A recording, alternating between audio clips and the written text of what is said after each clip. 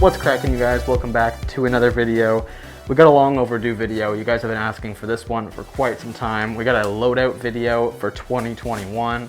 Now, I'm making a movie. This is going to be a two-part series. Today we're going over my indoor loadouts, specifically my SPEEDQB loadout for 2021, and then we'll do another video a little bit later for my outdoor loadout. So with that being said, let's dive right in.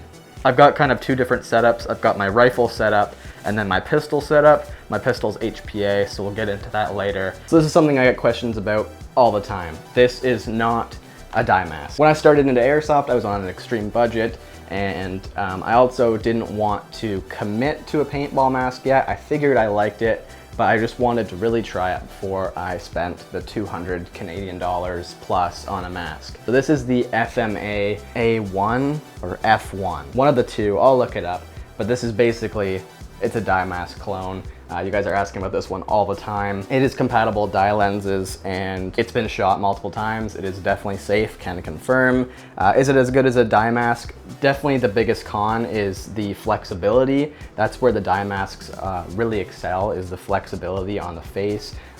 This is definitely quite a bit harder, but you get what you're paying for. I think these go for around $45 compared to the $240 or whatever it is for a dye mask here in Canada. So that's why I went with this one. Hate me if you want, but this is what I ended up with. I've got tons of stickers all over it, and then I've got a like L-wire LED. I don't know if you can even see that. It works better in the dark, but it kind of glows this like purple, and I think it just looks really, really cool. But that's basically that. Everyone always asks about my camera setup. This is the GoPro Max. That's why it's so gigantic.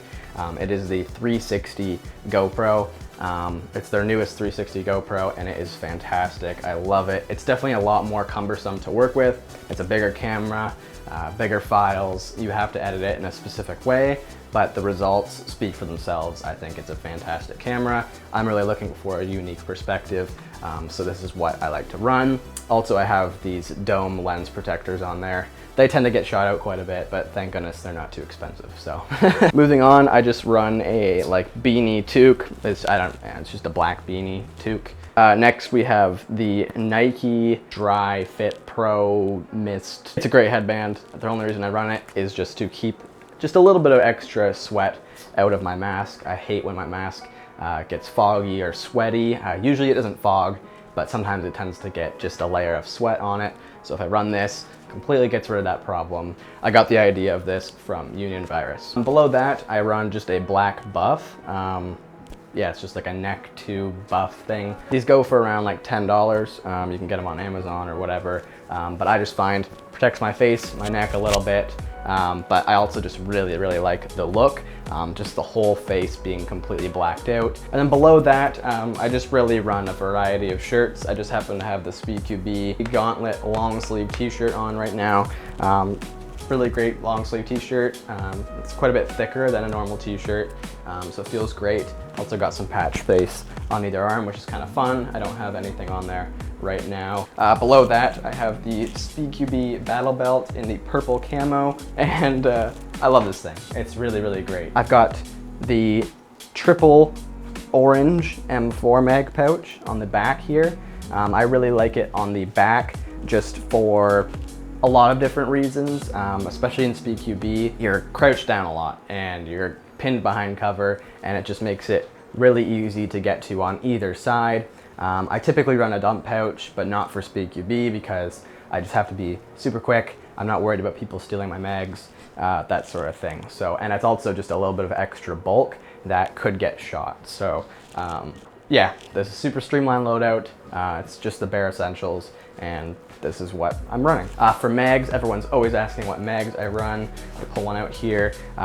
Right now I'm running the Dietac Hex mags. I love these mags. I've been using them for quite a long time. If you're using like a DSG or an HPA gun on full auto, they may not feed, but I'm using an SSG. We'll get into that later. And don't have any issues with feeding. They work on all the primary adapters, things like that. So really big fan of these mags, and they are dirt cheap too, which is really, really great. And I actually like the unique look too, something completely different that you don't see very often. And then as for reloads, how that goes, I work my way from left to right. I just find that works the best for me. I also have the mags facing this direction, so when I pull them out like this, one finger around the front, pull them out really quick, slap them in, done, and you're back to shooting. I'll have to see how many mags I typically go through in a match. I think this should do me. I tend not to be too incredibly trigger happy, but that's what everyone says, and then they get out there and find out they are. So we'll have to see what works. This is my new kitty. This is Nala. Say hi. Say hi, Nala.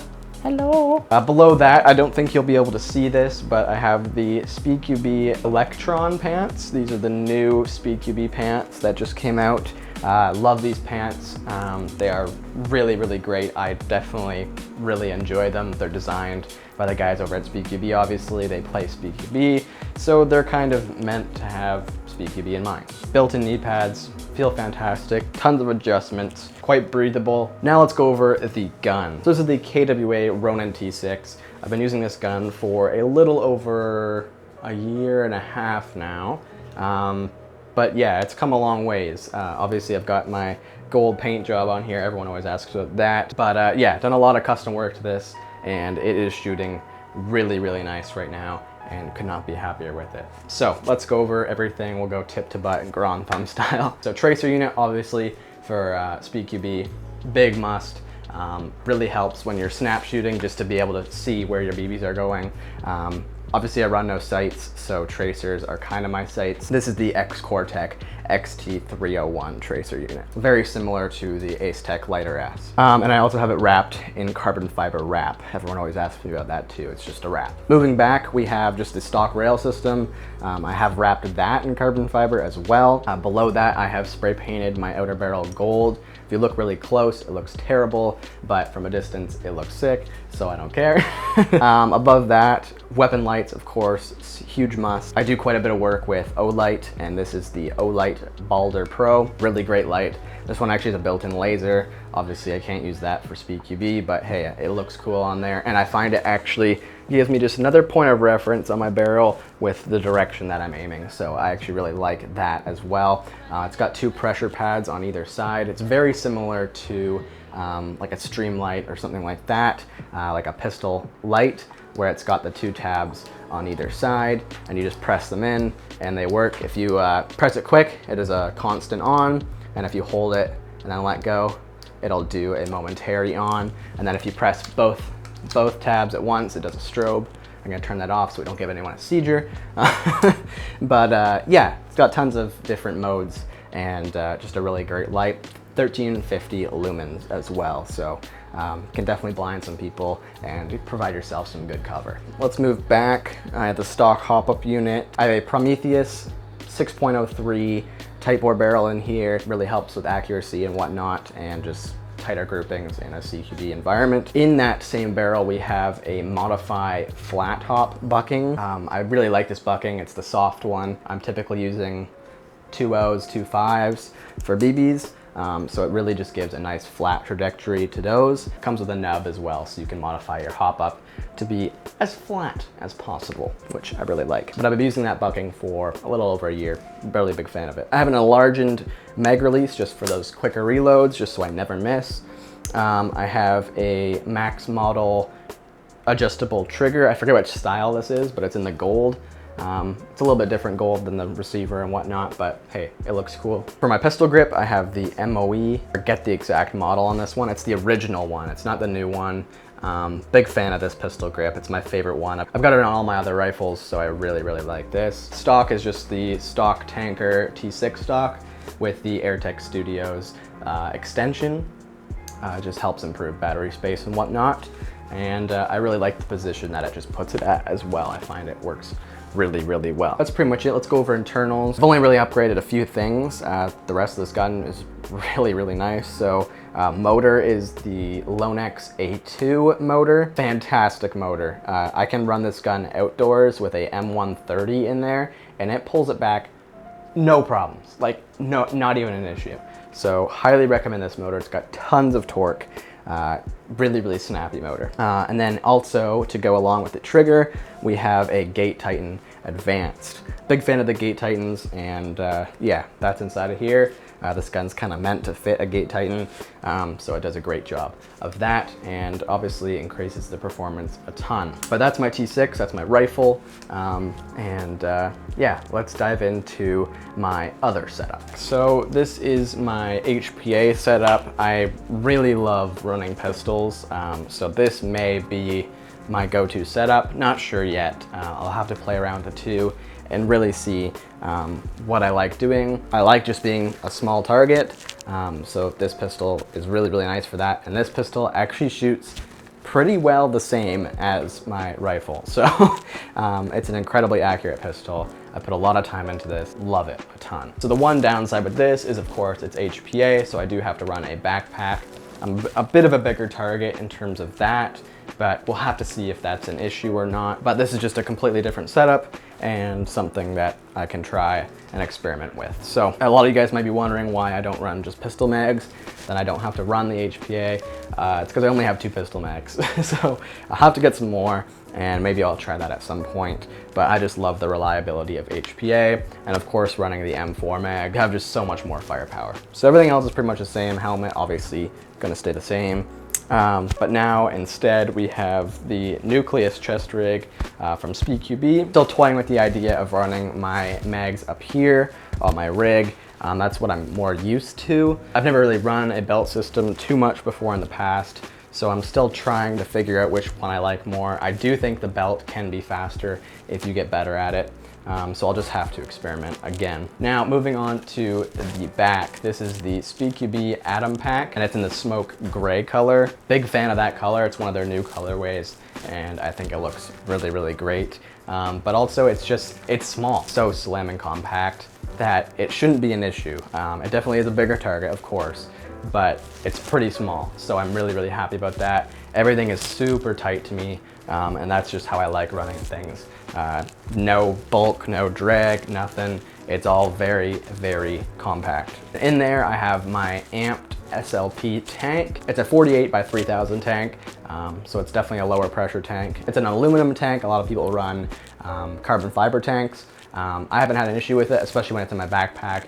It is still very, very light and very doable. It's a good capacity as well. I've also got the amped SLP regulator attached to that, and then my amped custom hose here in the purple. This is the neon purple colorway.